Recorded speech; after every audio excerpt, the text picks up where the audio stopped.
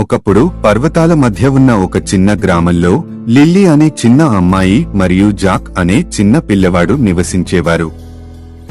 వారు మంచి స్నేహితులు మరియు వారి ఖాళీ సమయాన్ని పచ్చిక బయళ్లలో కలిసి ఆడుకుంటూ మరియు అడవులను అన్వేషిస్తూ గడిపారు. ఒక ఎండరోజు వారు బబ్లింగ్ వాగు దగ్గర ట్యాగ్ ఆడుతుండగా మందపాటి పొదలతో కూడిన గోడ వెనుక దాగి ఉన్న ఒక రహస్యమైన గుహపై వారు పొరపాటు పడ్డారు.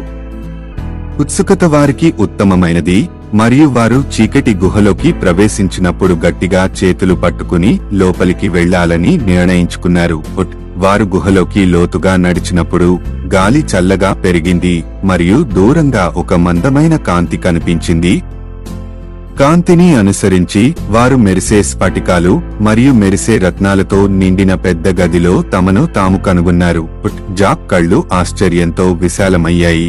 వావ్, మెరిసే రాళ్లన్నీ చూడండి, ఇది నిధి గుహ అయి ఉండాలి. లిల్లీ ముసిముసిగా నవ్వుతూ, స్నేహపూర్వకమైన డ్రాగన్ లేదా కొంటే అద్భుత వంటి మాంత్రిక జీవి ఇక్కడ నివసిస్తుందేమో. ఆమె అలా చెప్పగానే నా గుహలోకి ప్రవేశించడానికి ఎవరు ధైర్యం చేస్తారు అని ఒక మృదువైన స్వరం ఛాంబర్లో ప్రతిధ్వనించింది. పిల్లలు తమ ముందు తేలియాడుతున్న చిన్న మెరిసే బొమ్మను చూసి చుట్టూ తిరిగారు. ఇది ఒక అద్భుత సున్నితమైన రెక్కలు మరియు ఆమె ముఖంలో ప్రకాశవంతమైన చిరునవ్వుతో ఉంది. నేను సెలెస్టే, ఈ గుహకి సంరక్షకురాలిని. చిన్నపిల్లలారా, మిమ్మల్ని ఇక్కడికి తీసుకువచ్చేది ఏమిటి అని అడిగింది. జాక్ మాట్లాడే ముందు లిల్లీ మరియు జాక్ ఒక చూపు మార్చుకున్నారు.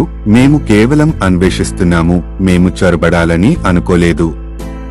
కాని ఈ ప్రదేశం చాలా అందంగా ఉంది, మేము లోపలికి రాకుండా ఉండలేకపోయాము. సెలెస్టే తల ఊపాడు. నాకు అర్థమైంది, కాని ఈ గుహ శక్తివంతమైన మాయాజాలంతో నిండి ఉంది. ఇది మీలాంటి యువ సాహసికులకు చోటు కాదు.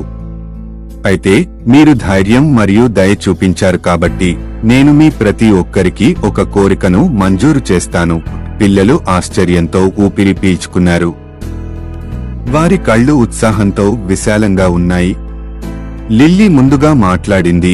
మా పట్టణంలోని గ్రామస్తులు ఎల్లప్పుడూ సంతోషంగా మరియు ఆరోగ్యంగా ఉండాలని నేను కోరుకుంటున్నాను. జాక్ అంగీకరిస్తూ, మరియు నేను లిల్లీ మరియు నా మధ్య ఎప్పటికీ అంతంలేని